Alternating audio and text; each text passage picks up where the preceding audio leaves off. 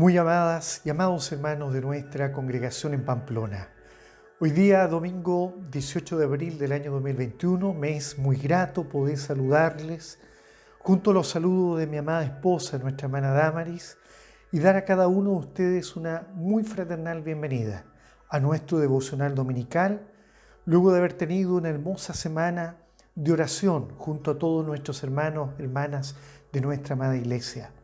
Y hoy, como congregación de Pamplona, luego de haber tenido ayer un servicio con todas nuestras iglesias dirigidas por nuestros amados pastores, hoy, en conformidad a lo que tenemos programado, planificado a nivel local, hacemos nuestro devocional dominical. Y vamos a darle inicio en forma inmediata en el santo nombre de nuestro Señor y Salvador Jesucristo, leyendo la palabra del Señor en el libro de los Hechos, capítulo 4. Desde el versículo 1 en adelante. Los Hechos, capítulo 4, versículo 1 en adelante, vamos a dar lectura. Y lo hacemos en el nombre glorioso de nuestro Señor y Salvador Jesucristo. Amén. Hablando ellos al pueblo, vinieron sobre ellos los sacerdotes con el jefe de la guardia del templo y los saduceos, resentidos de que se enseñasen al pueblo y anunciasen en Jesús la resurrección de entre los muertos. Y les echaron mano y los pusieron en la cárcel hasta el día siguiente, porque era ya tarde. Pero muchos de los que habían oído la palabra creyeron, y el número de los varones era como 5,000. Aconteció al día siguiente que se reunieron en Jerusalén los gobernantes, los ancianos y los escribas, y el sumo sacerdote Anás y Caifás, y Juan y Alejandro, y todos los que eran de la familia de los sumos sacerdotes, y poniéndoles en medio, les preguntaron: ¿con qué potestad o en qué nombre habéis hecho vosotros esto? Entonces Pedro, lleno del Espíritu Santo, les dijo: gobernantes del pueblo y ancianos de Israel, puesto que hoy se nos interroga acerca del beneficio hecho a un hombre enfermo, de qué manera éste haya sido sanado, sea notorio a todos vosotros y a todo el pueblo de Israel que en el nombre de Jesucristo de Nazaret, a quien vosotros crucificasteis y a quien Dios resucitó de los muertos, por él este hombre está en vuestra presencia sano. Este Jesús es la piedra reprobada por vosotros los edificadores, la cual ha venido a ser cabeza del ángulo. Y en ningún otro hay salvación, porque no hay otro nombre bajo el cielo dado a los hombres en que podamos ser salvos. Entonces, viendo el denuedo de Pedro y de Juan, y sabiendo que eran hombres sin letra y del vulgo, se maravillaban y les reconocían que habían estado con Jesús. Y viendo al hombre que había sido sanado, que estaba en pie con ellos, no podían decir nada en contra. Entonces les ordenaron que saliesen del concilio y conferenciaban entre sí, diciendo: ¿qué haremos con estos hombres? Porque de cierto señal manifiesta ha sido hecha por ellos, notoria a todos los que moran en Jerusalén, y no lo podemos negar. Sin embargo, para que no se divulgue más entre el pueblo, amenacémosle para que no hablen de aquí en adelante a hombre alguno en este nombre. Y llamándolos, les intimidaron que en ninguna manera hablasen ni enseñasen en el nombre de Jesús. Mas Pedro y Juan respondieron diciéndoles: juzgad si es justo delante de Dios obedecer a vosotros antes que a Dios, porque no podemos dejar de decir lo que hemos visto y oído. Ellos entonces la amenazaron y le soltaron, no hallando ningún modo de castigarles por causa del pueblo, porque todos glorificaban a Dios por lo que se había hecho, ya que el hombre en quien se había hecho este milagro de sanidad tenía más de 40 años. Amén. Demos glorias a Dios. Gloria a Dios, gloria a Dios, gloria a Dios. Agradezco al Señor esta oportunidad tan maravillosa de poder tener la palabra del Señor leída. Una lectura extensa, por cierto, de los versos leídos. Hemos leído el capítulo 4, verso 1 al 22. Pero he querido hacerlo así porque estamos estudiando cada domingo intermedio, ¿verdad?, del libro de los Hechos. Y esta palabra es la continuidad de lo que estudiamos hace 2 domingos atrás en los últimos versículos del capítulo 3 del libro de los Hechos, donde se narra la sanidad del cojo, ¿verdad? Aquel que estaba en el templo allí pidiendo la limosna, pero Dios, por medio del poder de su Santo Espíritu y a través de la persona de Pedro y de Juan, hizo el milagro en este hombre para probar a los que estaban allí presentes, pero también para salvar a los que estaban en ese lugar como testigos de la obra sanadora y la obra salvadora de nuestro Dios. Yo deseo que estos versos que hemos leído sean de mucha bendición para mí, para usted, para mis hermanos de la congregación en Pamplona y también para cualquier otro que a lo mejor en algún momento de su vida pueda tener acceso a lo mejor a este devocional. La palabra del Señor nos muestra cómo los apóstoles empiezan a ser perseguidos por causa de ¿quién? Del nombre de Jesús. Así lo dice estos versos que hemos leído. A causa del nombre de Jesús. Ellos no son perseguidos porque están siguiendo una moda, no son perseguidos porque a lo mejor ellos hacen las cosas conforme a su propósito, a su manera, a su porfía, porque son faltos a la ley, porque son delincuentes, no, sino porque simplemente están siendo perseguidos a causa del nombre de Jesús.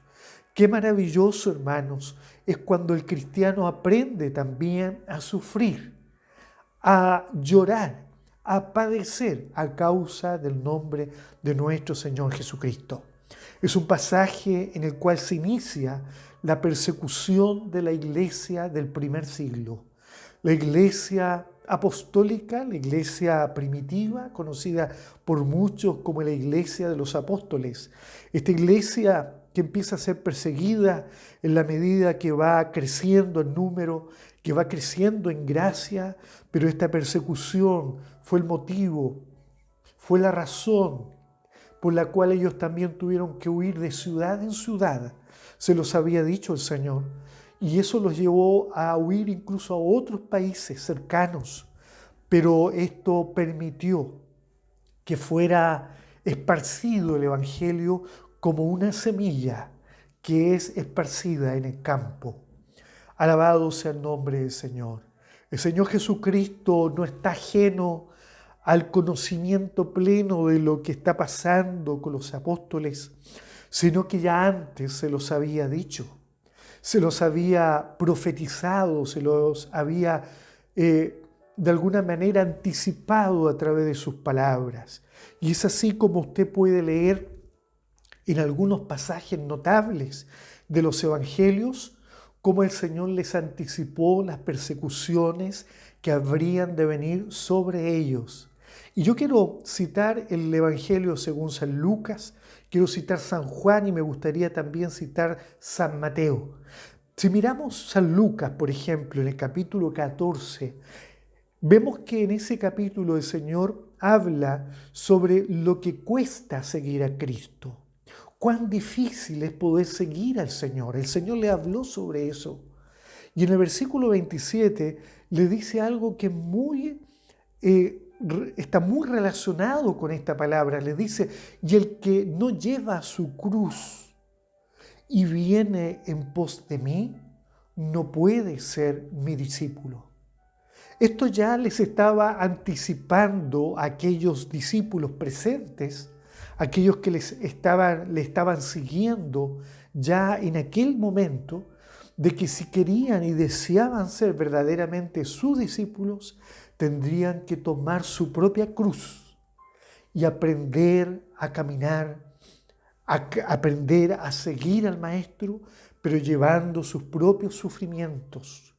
El que no lleva su cruz y viene en pos de mí, es decir, no me sigue, no puede ser mi discípulo. El discípulo es aquel que sigue a Jesucristo. Y Pedro y Juan, a través de estos versos, lo que están haciendo es seguir el ejemplo de la persecución que sufrió el Maestro. Si miramos el Evangelio de San Juan y nosotros miramos atentamente el capítulo 15, en el versículo 20 usted puede encontrar también otras palabras del Señor Jesucristo a estos discípulos que se están iniciando en el trabajo de la obra del Señor. Y le dice, acordaos de la palabra que yo os he dicho. Y el Señor le habla acerca de él primero y los compara con ellos. Le dice, el siervo no es mayor que su Señor. Si a mí me han perseguido, también a vosotros os perseguirán. Mire, si a mí me han perseguido, a vosotros también os perseguirán. Qué triste tuvo que haber sido para el Señor revelarles esto. Ninguna madre quiere decirle a sus hijos que van a sufrir. Ningún padre desea anticiparle a sus hijos que ellos tienen que sufrir. Jesús está siendo conmovido, no hay duda, con estas palabras, pero Él le anticipa esto para que ellos se preparen. Si usted mira el otro evangelio, San Mateo, en el libro de San Mateo el Señor les enseña también acerca de las persecuciones y en el versículo 22 claramente les dice la razón por la cual serán perseguidos. Cuando les señala diciendo, y seréis aborrecidos de todos por causa de mi nombre. Mire, qué interesante lo que el Señor ya les estaba diciendo, y seréis aborrecidos. ¿Por quiénes? Por todos. ¿Por causa de qué cosa? ¿Por cuál razón? Él le dice claramente, por causa de mi nombre. Mire, qué maravilloso, el nombre de Jesús. Si usted mira la palabra del Señor allá en el mismo San Mateo, en el capítulo 1, en el versículo 21, yo puedo leer cuando el ángel se le aparece a José y le da la noticia de que María, esta virgen elegida por Dios, iba a concebir un hijo. Y le dice, y tendrá un hijo. Y llamarás, versículo 21, y llamarás su nombre, ahí le habla del nombre de Jesús, y llamarás su nombre Jesús. La palabra Jesús es un nombre, ¿verdad?, muy común en Israel, que significa Salvador. Y el ángel le dice así, y llamarás su nombre Jesús, porque Él salvará a su pueblo de sus pecados. Alabado sea el santo nombre del Señor. Y es el nombre de Jesús, su nombre, el que empieza a ser motivo de división entre la sociedad hebrea de aquel momento. Y cuando uno se sumerge mucho más en el capítulo 10 del libro de San Mateo, que ya hemos citado, el versículo 22, usted puede ver desde el verso 16 en adelante cómo el Señor le anticipa estas cosas de la persecución y le dice, he aquí, ponga atención, mire, he aquí yo os envío como ovejas en medio de lobos. Luego si mira usted el versículo 17, dice, por tanto, dice, guardaos de los hombres, porque os entregarán en los concilios y en las sinagogas, y os azotarán. En el verso 18 dice, y aún ante los gobernadores y ante los reyes seréis llevados por causa de mí. Alabado sea el nombre del Señor, para dar testimonio a ellos y a los gentiles. En el verso 19 dice, mas cuando os entreguen, no os preocupéis. Mire, no os preocupéis de cómo debáis hablar, porque en aquella misma hora os será dada palabras para que podáis hablar. Esto está viviendo Pedro y Juan.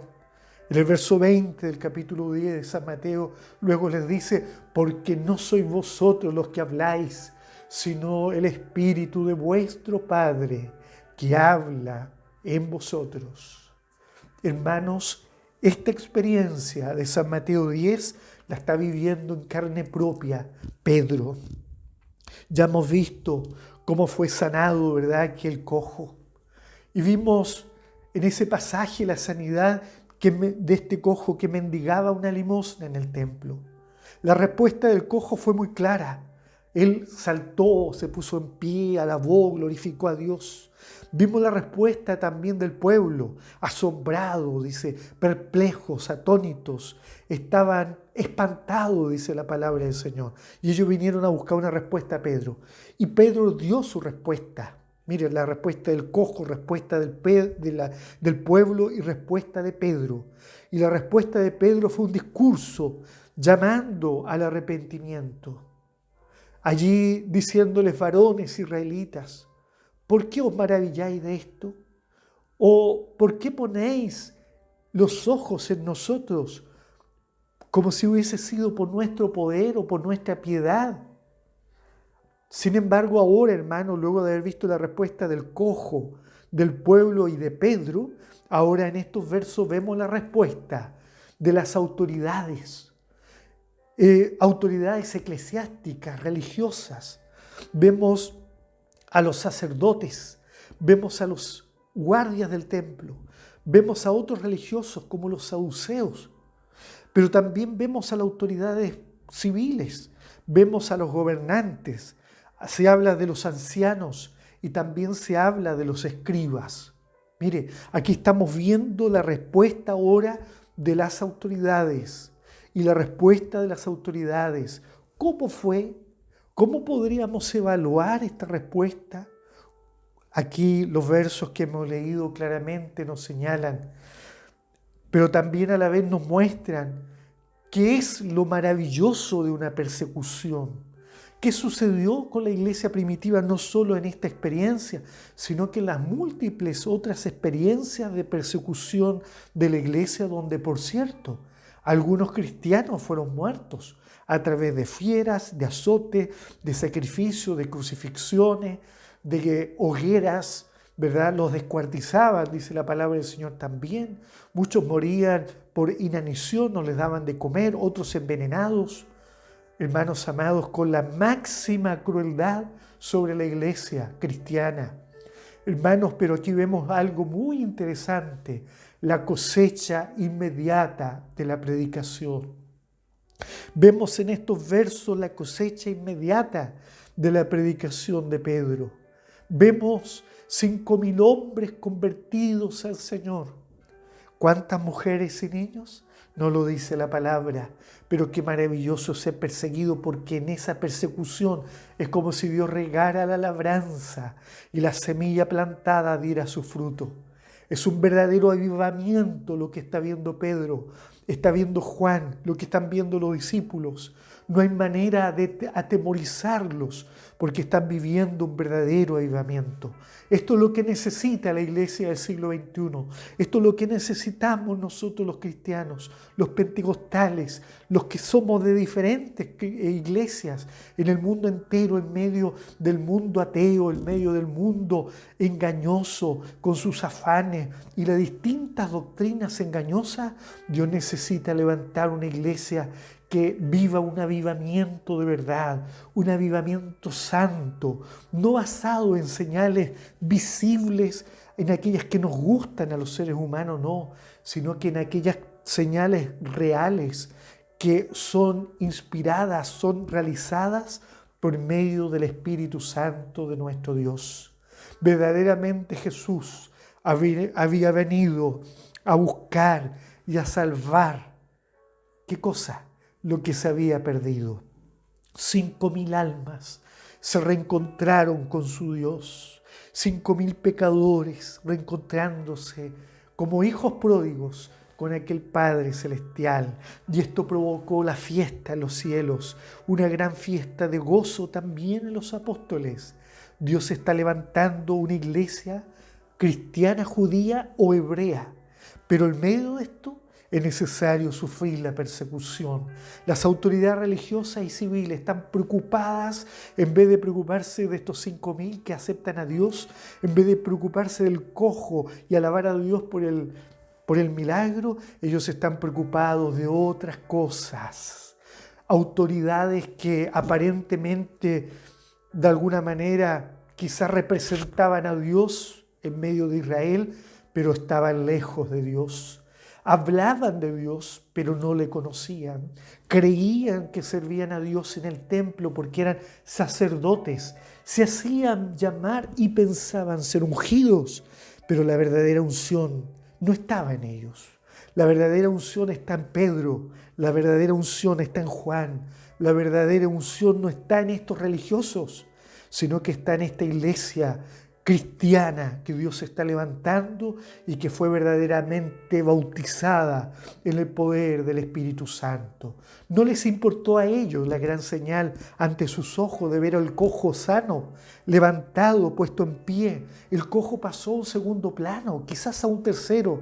Ellos jamás habían hecho algo por él y verlo sano no les importó. Más encima lo metieron a la cárcel junto a Pedro y Juan, porque el cojo está ahí, mirándolo todo. Lo menos importante para ellos era la sanidad ni mucho menos la salvación de las almas. A ellos les importaba su reputación como religiosos, su reputación, la reputación del templo, porque ellos valoraban mucho más las piedras del templo que las personas que llegaban al templo. Ellos adoraban su templo, adoraban todo lo que hacían dentro de él, sin saber, sin darse cuenta que lo que ellos hacían estaba siendo reprobado por Dios. Dios ya había reprobado toda tradición judía, había sido reprobada por Dios. Tanto así que usted mira que el mismo Señor fue capaz de hablarle a ellos de su templo y les dijo que no quedaría piedra sobre piedra. Alabado sea el nombre de Dios. A ellos no les importaba nada más que defender sus dogmas, su doctrina, que era una doctrina ya alejada de la verdad, porque estaba alejada de Cristo, estaba alejada de la gracia, porque estaba alejada de la salvación. Por eso me encanta hablar de la verdad y de la gracia salvadora, porque esto es lo que Cristo vino a hacer a este mundo, hermanos, a mostrarnos la verdad y la gracia salvadora. Ellos estaban resentidos, dice la palabra del Señor. Léalo usted de nuevo ahí en su casa. Ellos, los saduceos, sobre todo, porque los saduceos eran religiosos que no creían en la resurrección. Entonces, cuando escuchan que Pedro habla y dice que Jesús había sido resucitado, ellos estaban resentidos de que enseñasen al pueblo, así dice el versículo 2, porque lo que más resiente al religioso es que el pueblo, que las iglesias reciban educación bíblica, que reciban educación teológica. Y muchas veces se mira en menos esto, porque lo que menos se espera es que las personas aprendan, porque el conocimiento de la palabra del Señor es verdad y nos trae entendimiento. Y muchas veces podemos comprender en aquellas cosas que estamos bien, pero aquellas cosas también en las que estamos mal. Señor, el Señor nos bendiga, el Señor nos ayude para que nosotros sí amemos la verdad, para que sí amemos esta gracia salvadora por sobre todo dogma, por sobre toda tradición religiosa. Y poniéndoles en medio, ellos, dice la Biblia, les preguntaron a ellos: ¿con qué potestad o en qué nombre habéis hecho esto vosotros? Ayúdenos el Señor. Qué lejos estaban de Dios. Qué lejos estaban de Dios. Entonces Pedro, dice el versículo 8, lleno del Espíritu Santo. Este es el tercer gran discurso de nuestro amado apóstol Pedro. Es una respuesta a la pregunta de las autoridades civiles y religiosas. Tuvo un contexto de persecución, pero fue mucho más que una defensa. Alabado sea el nombre del Señor. Fue un discurso evangelístico, porque el cristiano que es perseguido, si ha de hablar, no lo hace para defenderse, sino más bien lo hace para seguir exponiendo el mensaje de la salvación. Palabras con inspiración divina, palabras llenas de poder, y el Espíritu Santo coloca las palabras precisas en él. Entonces Pedro empieza a hablar y luego inicia un discurso enfatizando, hermanos, la causa de la persecución. Mire, diciéndoles a ellos cuál era la causa. Enfatiza la causa de la persecución diciendo así: puesto que hoy se nos interroga acerca del beneficio hecho a un hombre enfermo, Qué inteligente es Pedro, lleno del Espíritu Santo. ¿De qué manera éste haya sido sanado? Sea notorio a todos vosotros y a todo el pueblo de Israel que es en el nombre de Jesús, de Jesucristo de Nazaret, a quien vosotros crucificasteis y a quien Dios resucitó de los muertos. ¿Cómo se habrán sentido esos saduceos? ¿Cómo se habrán sentido los fariseos?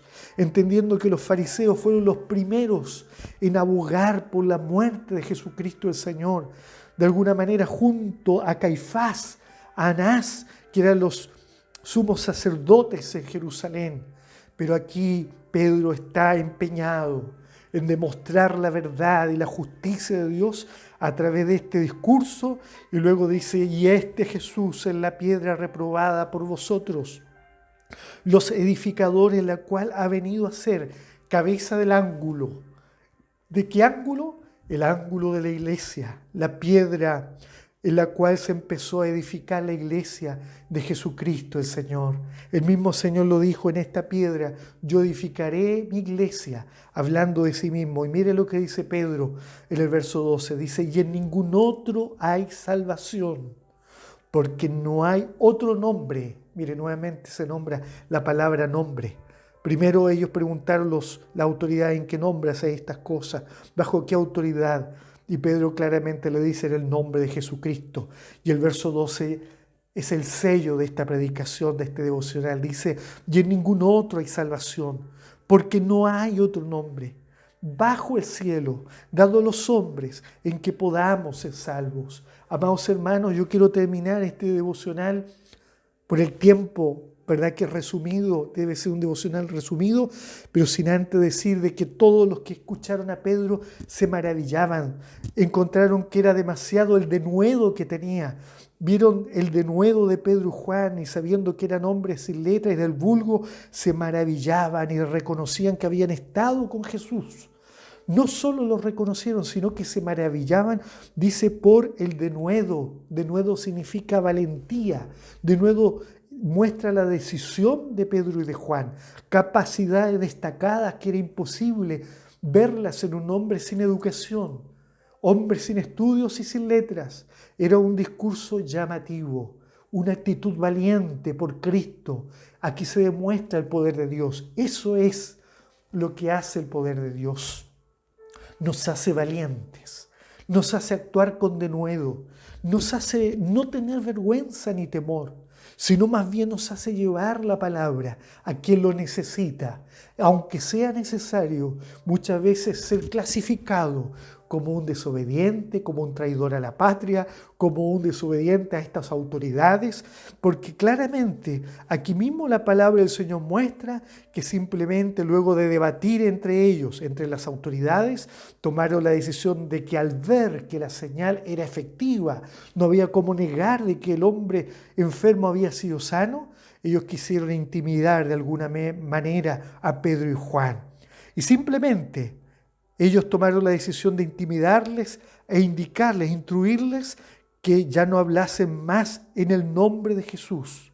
Mas Pedro y Juan a esa ordenanza respondieron diciéndoles así: juzgad si es justo delante de Dios obedecer a vosotros antes que a Dios, porque no podemos dejar de decir lo que hemos visto y oído.